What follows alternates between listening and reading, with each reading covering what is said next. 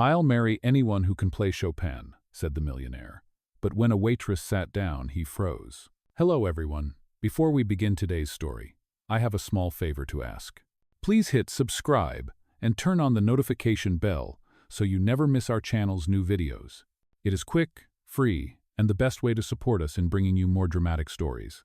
Your support truly means the world to us. Where are you watching from? Drop your city or country in the comments below. Thank you very much." Today's story is titled, "I'll marry anyone who can play Chopin," said the millionaire. But when a waitress sat down, he froze. Now, let us return to our main character. The ballroom glittered under hundreds of crystal chandeliers, their golden light pouring across polished marble floors. Laughter floated through the air, mingled with the faint chime of glass and silver. At the center of it all stood a grand piano, black and glossy, waiting like a throne.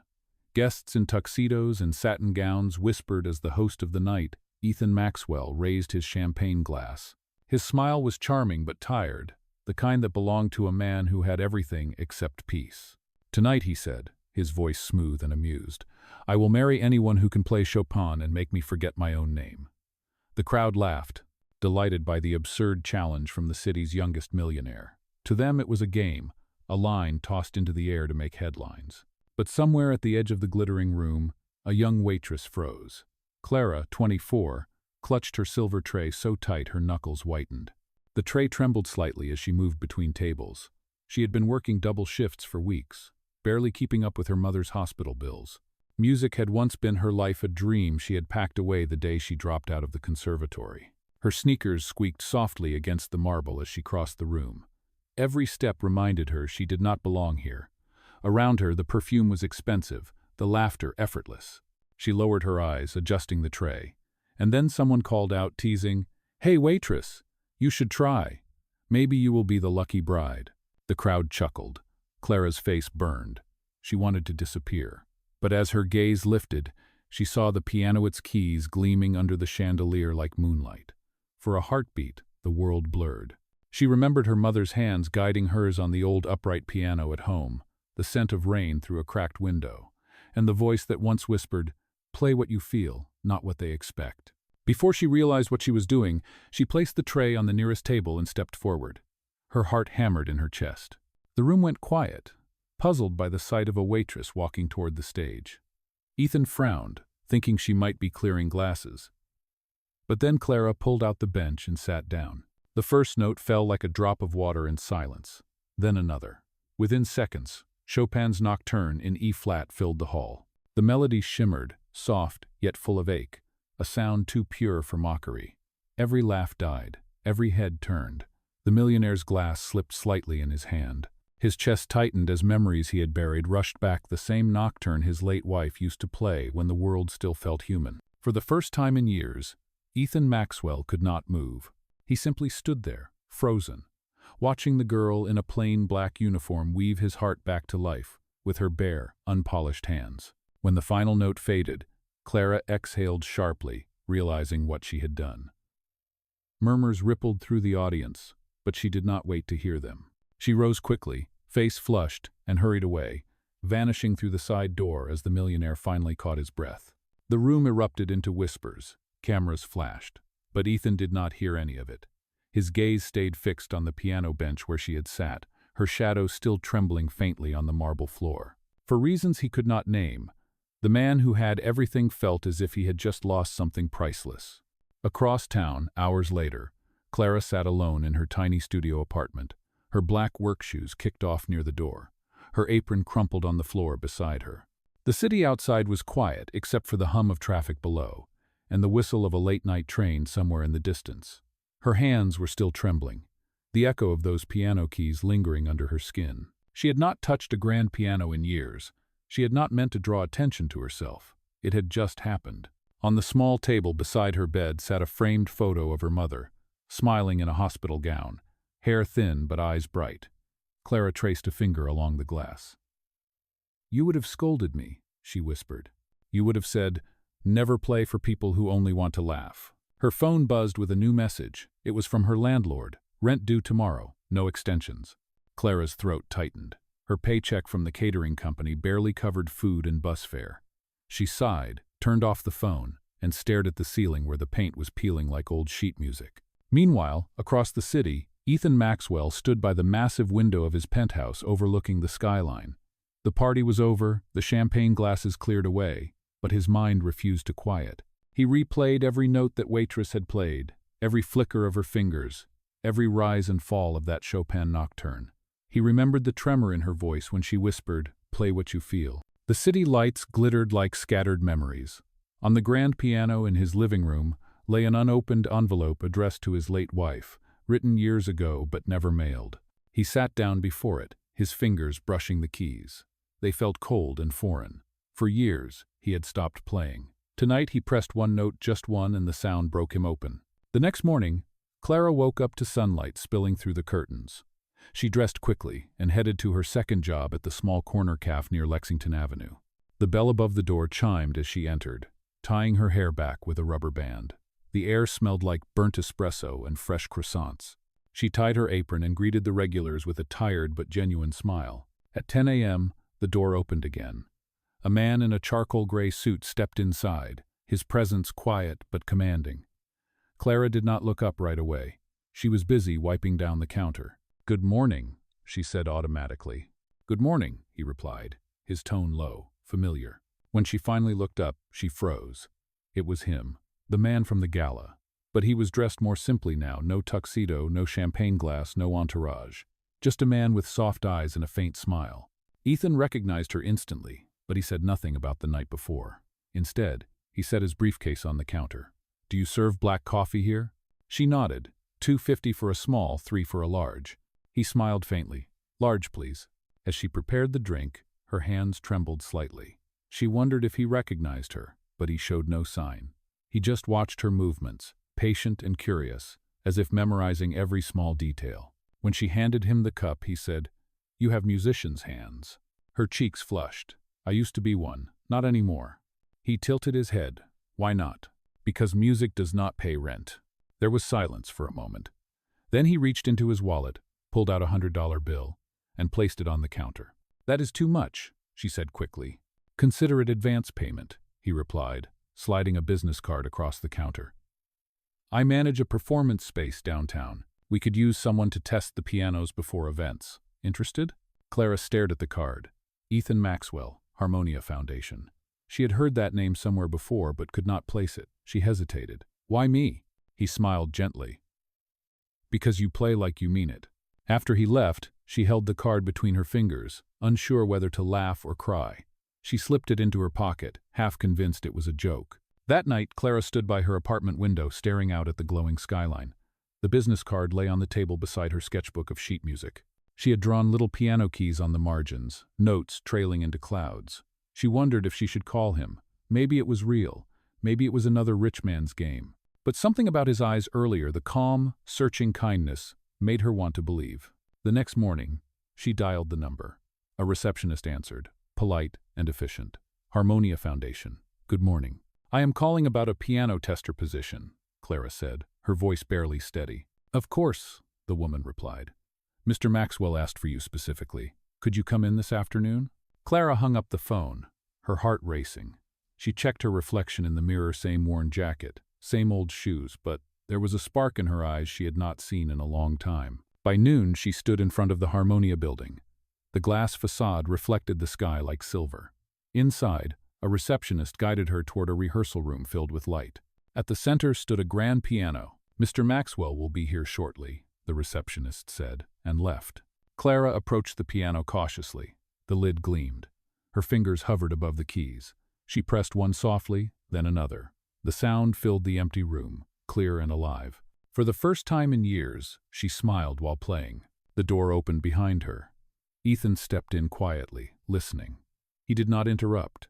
He simply leaned against the doorway, letting her music carry across the room. When she finished, she turned and saw him watching. He said softly, "You play like the world still has hope." She smiled nervously. "Sometimes it does." Their eyes met for the first time without pretenses, no tuxedo, no tray, no audience.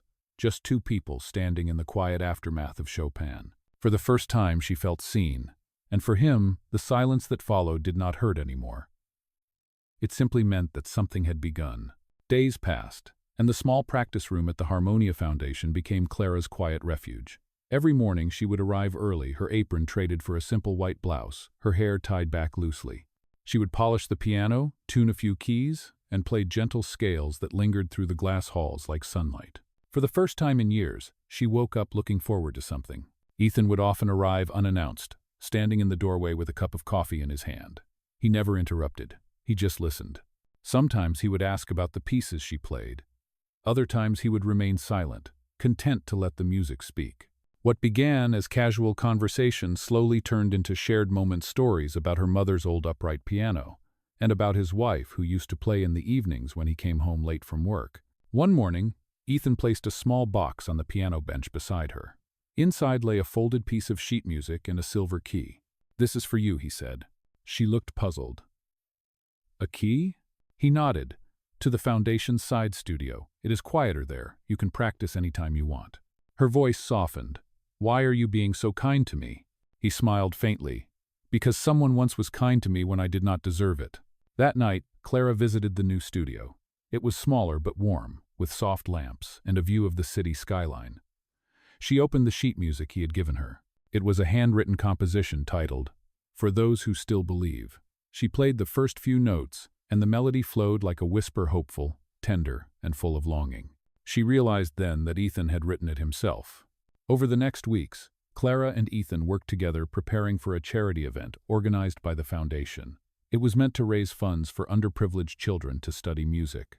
Clara would test the pianos and perform one short piece at the end of the night. Ethan insisted she play her favorite Chopin nocturne. She protested at first, saying the guests would not care, but he shook his head gently. "Play it for yourself," he said. "That is all that matters." As they rehearsed late into the evenings, their conversations deepened. She began to see beyond the polished suit and fortune. He was a man who had built walls around his heart after losing everything that truly mattered. And he, in turn, saw in her not a waitress or an employee, but a woman with courage and grace who still carried light in her hands. One evening, after a long rehearsal, the lights in the hall flickered. A storm raged outside, wind howling against the glass windows. They stood near the piano, the room dim except for the city lights glimmering through the rain. Clara laughed softly. "Looks like the universe does not want us to leave." Ethan smiled. "Then maybe it wants us to listen." Thunder rumbled. She pressed a few keys, humming under her breath. He joined her, awkwardly playing a wrong note that made them both laugh. For a moment the tension broke, replaced by warmth that neither of them could name. Then she asked quietly, "Ethan, why did you stop playing after your wife passed away?" His expression faltered. "Because music hurt too much. Every melody reminded me of what I lost.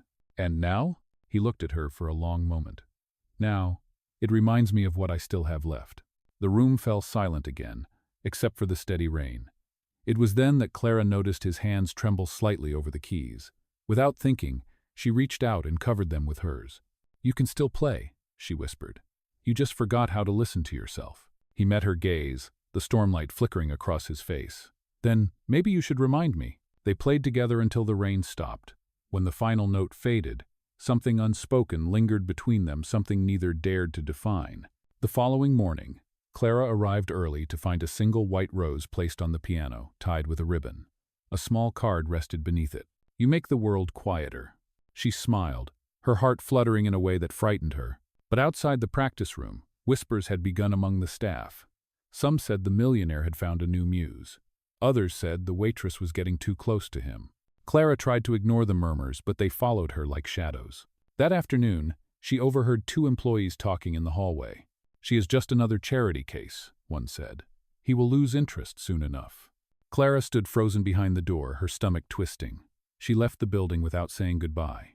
Later that evening, Ethan noticed her absence. Her sheet music was still on the piano, the white rose gone. He felt an ache he could not explain. When Clara returned home, the apartment felt smaller than ever. The wind rattled the windows, and the old photo of her mother had fallen face down on the table. She picked it up, brushing off the dust. "What am I doing, Mom?" she whispered. "He is a man from another world. I do not belong there." Her phone buzzed again, this time from an unknown number. It was a text. "Clara, please come to the foundation tomorrow. There is something I want to show you. Ethan." She stared at the message for a long time. Her heart said yes, but her fears said no. In the end, she typed only one word. "Okay." The next day, when she arrived, Ethan was waiting near the main hall. In the center of the stage stood a small, upright piano, the kind used in public schools. Around it were boxes of new sheet music and instruments still wrapped in plastic. "These are for the children's program," he explained. "Your idea inspired it." "My idea?" she asked, stunned. He nodded. "You once said music should not belong only to the rich." I listened. She looked at him, speechless.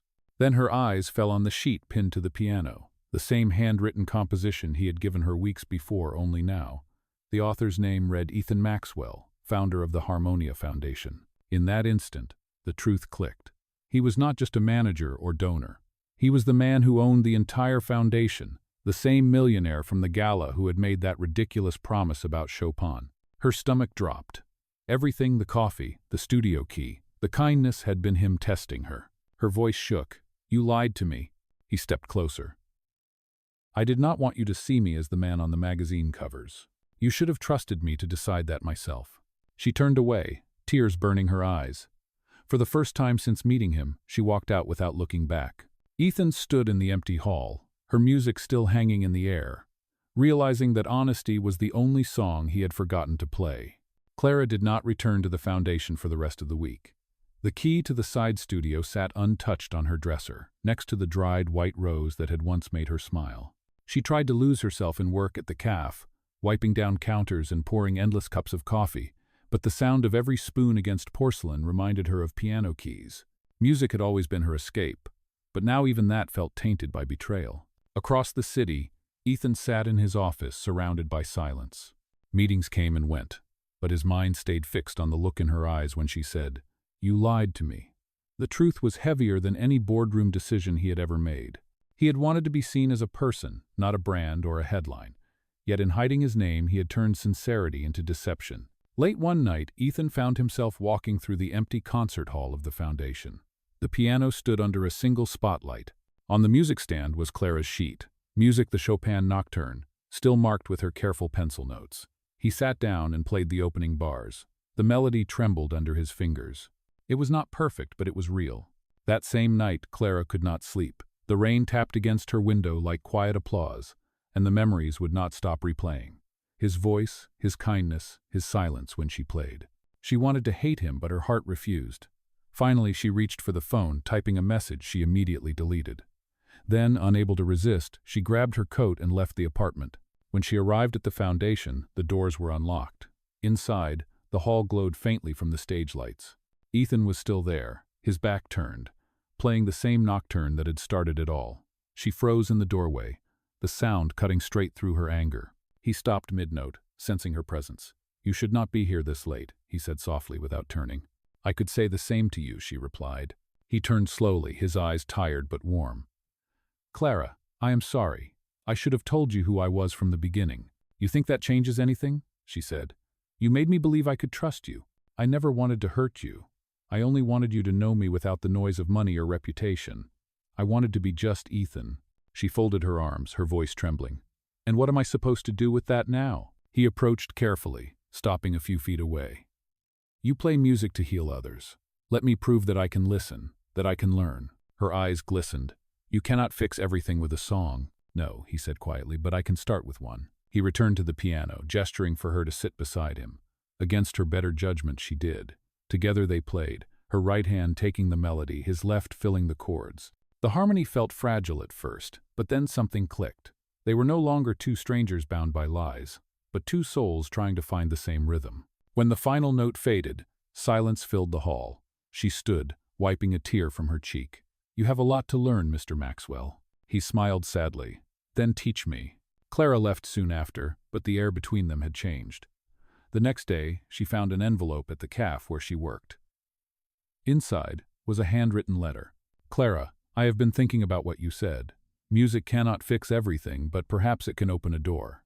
Next week, the foundation is holding a community recital for children who cannot afford lessons. I would like you to lead it. No press, no sponsors, just music. If you say no, I will understand.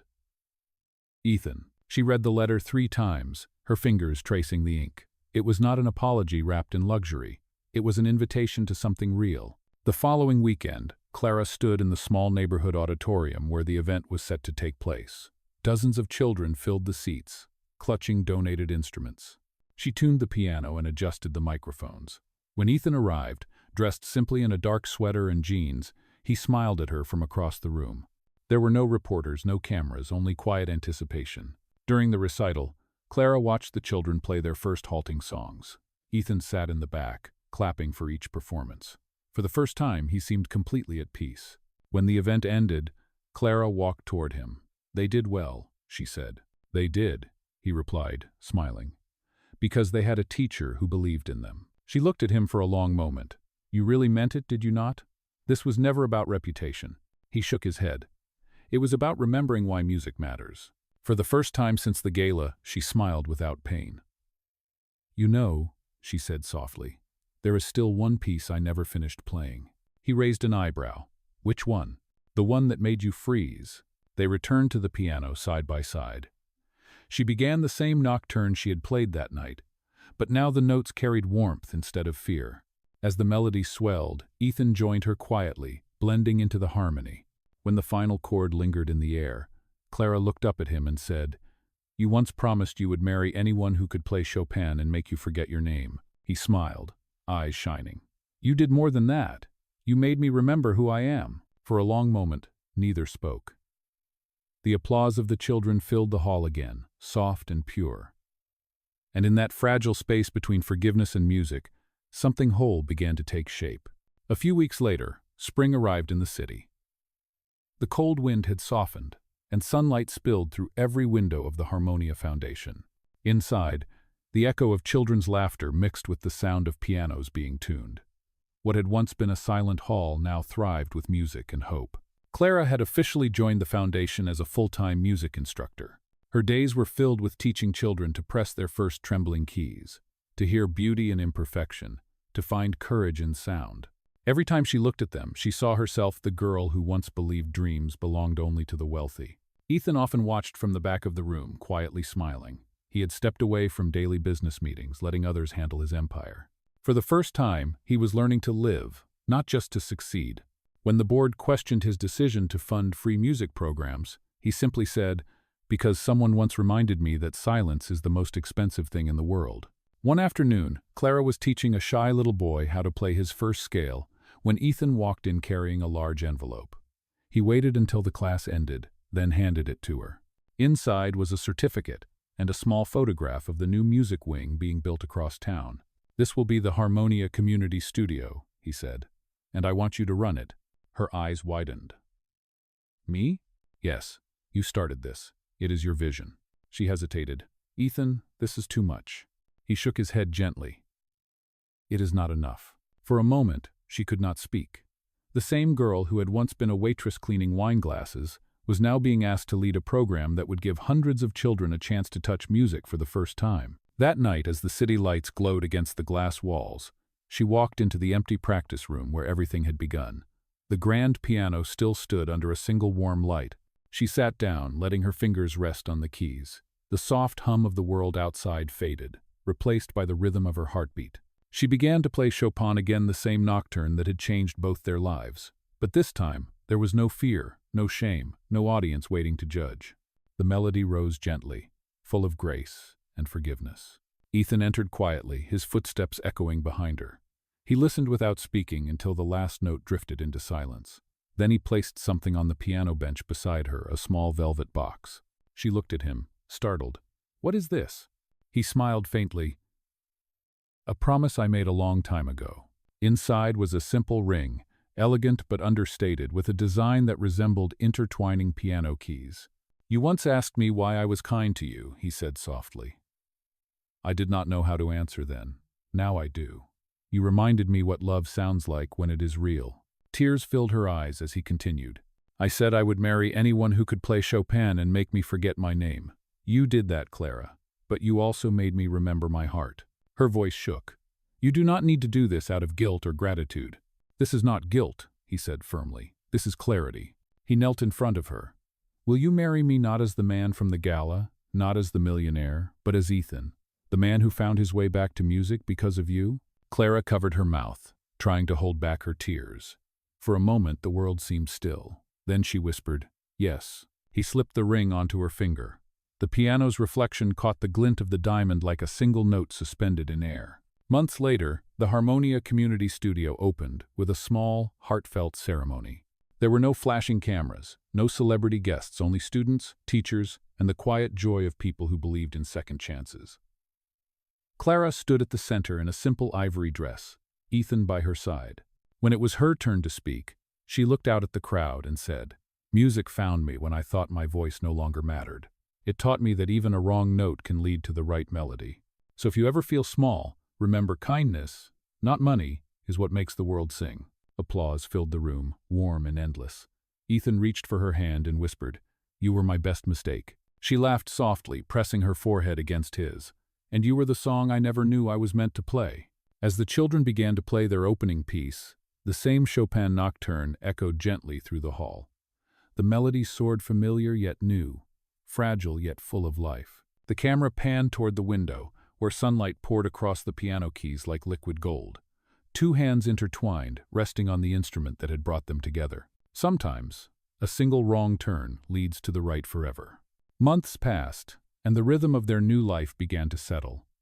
The Harmonia Community Studio flourished under Clara's direction. Every week, more children signed up for lessons, their laughter spilling through the halls like music itself. For the first time, she felt grounded, surrounded by purpose and joy. Ethan had stepped fully into his role as both benefactor and partner. He still attended foundation meetings, but his priorities had changed. Money and prestige no longer defined him. The sound of music coming from those classrooms meant more than any stock report or magazine cover ever could.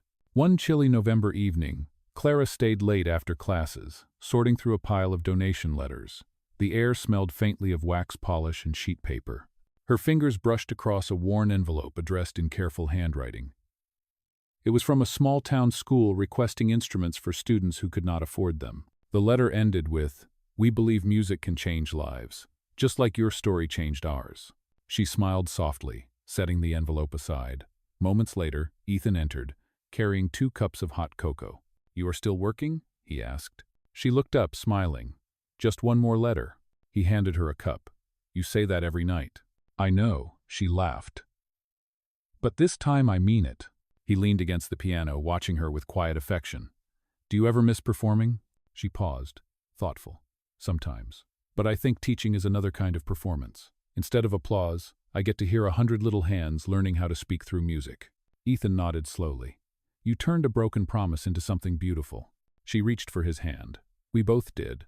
Outside, the first snowflakes of winter began to fall. They watched through the wide glass windows as the streetlights turned the night into a watercolor of silver and white. Then Ethan said, "There is something I have been working on. I wanted to tell you earlier, but I needed it to be ready." Clara tilted her head. "What is it?" He smiled. "Come with me." He led her to the main hall, now empty except for a single piano under a dim spotlight. On the wall behind it hung a large framed poster. It showed a young girl sitting at a piano, her reflection merging with a crowd of children beneath her. The words at the bottom read, "The Clara Maxwell Scholarship for Young Musicians." She froze, eyes widening. "Ethan, what did you do?" He laughed quietly. "I just named a scholarship after the person who reminded me that music belongs to everyone." Her voice broke. "You did not have to do this." "I wanted to," he said softly. "It is our story, Clara. The mistake, the music, the love it deserves to keep playing long after us." She covered her mouth, tears welling. For a moment she could not speak. Then she whispered, "You turned my pain into a melody." He stepped closer. "You gave my silence a voice." They stood there for a long time, listening to the faint echo of children practicing in the distance. The sound was imperfect, clumsy, full of missed notes, but it was real, alive, human. Later that evening, after everyone had gone home, Clara sat alone at the piano. She touched the keys gently, playing the familiar Chopin nocturne that had once changed everything. The melody floated through the empty hall, tender and steady. Ethan watched from the doorway, his hand resting on the frame, his heart full. When she finished, she turned toward him. "That song?" he said quietly. "It sounds different now." She smiled. "Because it is not about sorrow anymore. It is about forgiveness." He walked closer, kneeling beside her bench. "Then promise me one thing." She looked at him. "What?" "Never stop playing, no matter what happens." even if I am not there to listen." Her eyes softened. "Ethan, you will always be here." She placed his hand over her heart. "Right here." The snow outside thickened, falling softly against the windows like feathers. The city lights blurred into a golden haze. Clara leaned against him, their fingers entwined over the piano keys.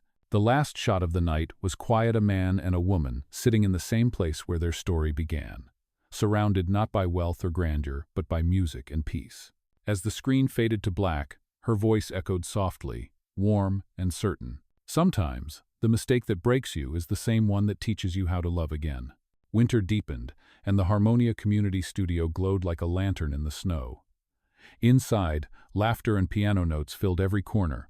For Clara and Ethan, the days passed in gentle rhythm work, music, shared breakfast before dawn, and quiet walks home beneath the city lights. It was the kind of peace they had both forgotten how to believe in, but peace has a way of testing those who find it.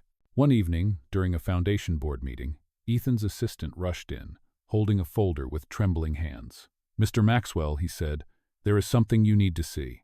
Inside the folder were screenshots, gossip articles, photographs taken out of context, and headlines that blazed across business websites. "Millionaire's charity a cover for romance scandal."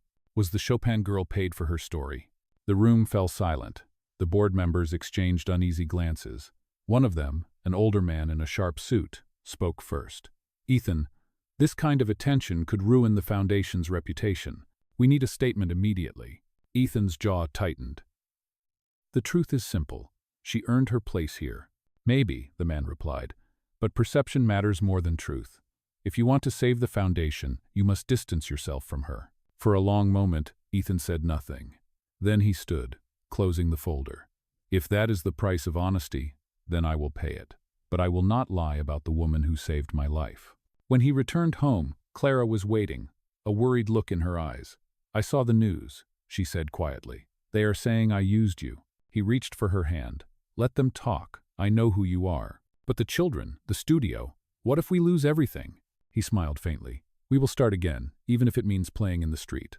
Music does not need walls to survive." She wanted to believe him, but the next morning, the board suspended the scholarship program and froze all foundation funds pending review. Volunteers withdrew, afraid of public scrutiny. Overnight, their world fell silent again. Clara stood in the empty hall, the same one that had once been filled with light. The chairs were stacked, the pianos covered. Her reflection shimmered faintly in the window, framed by the falling snow outside. Ethan walked in, his expression calm but weary. "I can fight this," he said. "I will hold a press conference tomorrow." She shook her head. "No, Ethan, you cannot fight fire with more noise. People will twist everything you say." "Pue, what do you suggest?" She looked at him, her eyes shining with quiet determination. "Let me speak. Not to defend myself, but to remind them what this was really about." The next day, Clara stood alone on the small stage where the children once performed. Reporters filled the front rows, cameras flashing. She took a deep breath and began. "I am not here to talk about scandals or rumors," she said. "I am here to talk about truth. I was a waitress who once made a mistake sitting down at a piano that was not mine. That mistake changed my life. It led me to music again, and to the man who believed in giving others the same chance. This foundation was never built on romance. It was built on redemption." The room was silent. A single reporter raised his hand. "Are you still with Mr. Maxwell?" She smiled gently. "Yes, because love that begins with honesty does not end with gossip." The next morning, the headlines changed tone. "Waitress turned teacher defends foundation with grace." Clara Maxwell speaks from the heart. Music belongs to everyone. Donations began to return. Volunteers came back. Within days, the studio reopened. The children ran through the doors again, laughing, unaware of the storm that had just passed. That evening, Ethan found Clara sitting at the piano, her fingers tracing the keys absent-mindedly. "You saved us," he said softly. She shook her head. "We saved each other." He smiled and sat beside her. "You know, I thought the world might destroy everything we built." She turned to him. "The world cannot destroy something built on truth." He took her hand, lifting it to his lips. "Then promise me, no matter what comes next, we keep playing." She laughed lightly. "Only if you promise to keep listening." The two of them began to play together again, the melody rising into the night steady, strong, unshaken. Outside, the last snow of winter drifted down over the city, melting softly against the windows. In that moment they knew that every wrong note, every rumor, every test had only deepened the music between them. What began as a mistake had become a symphony, imperfect, honest, and real. And as the camera slowly pulled back, their laughter mingled with the piano's final chord, a promise that love, like music, always finds its way home. Spring returned again, a full year since the night Clara first sat down at that piano in her waitress uniform. The city had changed, but so had she. The Harmonia Community Studio stood stronger than ever, every room alive with the hum of new beginnings. Posters of upcoming recitals lined the halls, each one bearing the same simple motto, "Play what you feel." The scandal that once threatened to end them had become a story of resilience. People no longer whispered behind their backs. They spoke with admiration. Journalists wrote about how a woman's courage and a man's humility had rebuilt an entire community's faith and kindness. The world had moved on, but Ethan and Clara had found something far more lasting than fame. On a bright Saturday morning, the couple arrived early to prepare for the first anniversary concert. Clara wore a soft blue dress, her hair tied in a loose braid. Ethan carried flowers in a small velvet box. Children hurried around them, tuning violins and warming up on flutes. The hall smelled of fresh wood polish and excitement. Clara glanced at the clock. "We should start soon. The parents will be here any minute." Ethan nodded but seemed distracted. "There is something I need to do first." He stepped onto the stage and turned to the children. "Before we begin, I want you all to meet the reason this place exists. A year ago, she reminded me that music is not about perfection. It is about truth. And because of that truth, every one of you has a piano to play today." Clara blinked, surprised, as the children applauded and cheered her name. Ethan motioned for her to join him on stage. When she reached him, he handed her a bouquet of lilies, her mother's favorite flower. "Clara," he said, his voice soft but steady, "a year ago, I froze when I heard you play Chopin. I thought it was because the music reminded me of what I lost. But now I know it was because, for the first time, I was hearing what I was meant to find." Her breath caught. "Ethan," he smiled, kneeling on one knee as the hall fell completely silent. "We have already promised each other forever, but today, in front of everyone whose lives you have touched, I want to make it official." He opened the velvet box.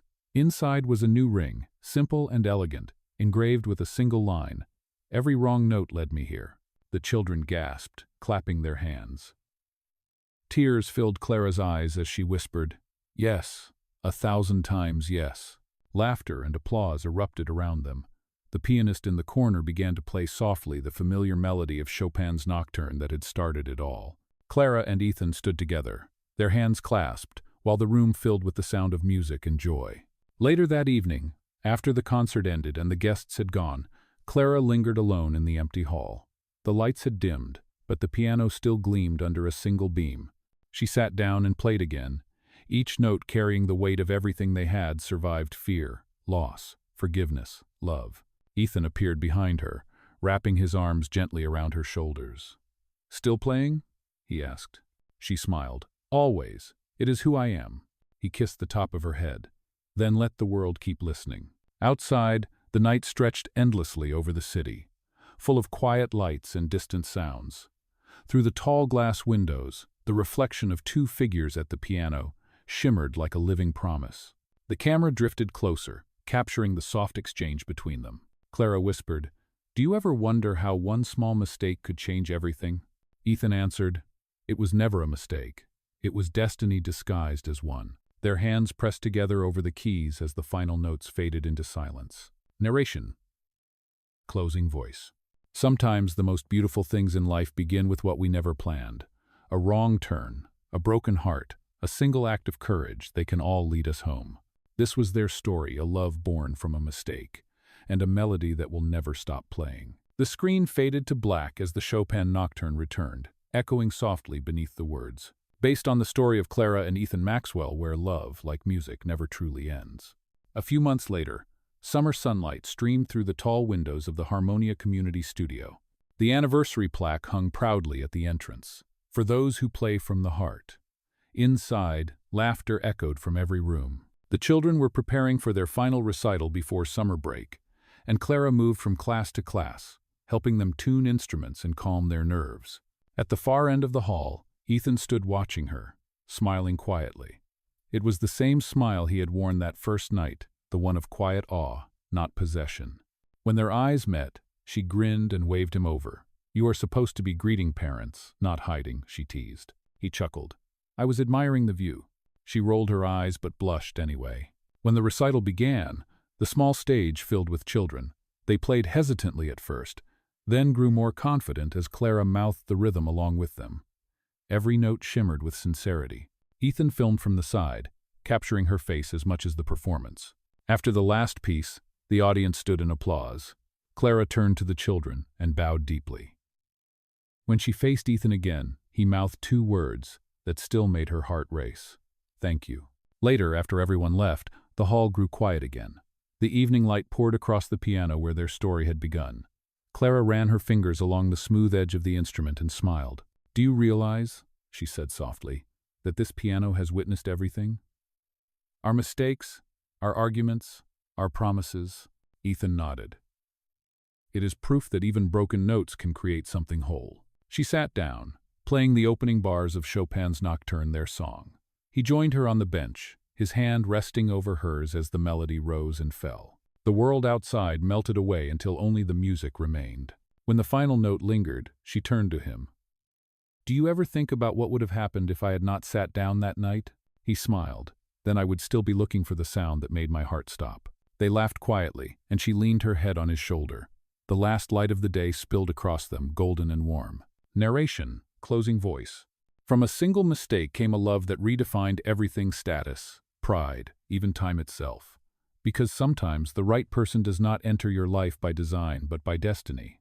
And when they do, every note, every silence, every choice becomes part of the same song. As the screen faded to black, the Chopin Nocturne played one final time, gentle and certain. Final line on screen. "True love, like music, begins with courage and lasts forever."